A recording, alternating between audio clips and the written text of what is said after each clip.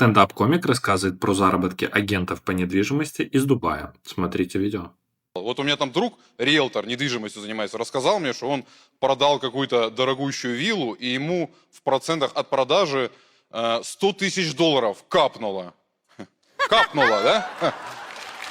Сука, такие бабки в GTA сбрасывают с вертолета, если что. Это не капнуло, это затопило, если что. И вот когда я вот эту вот сумму услышал, я понял, что я не умею адекватно реагировать на такие заработки, знаете. Я не могу искренне порадоваться человека. Я сразу, вот у меня токсичность какая-то в голосе. И вот мне это говорит, я такой, блин, круто, да.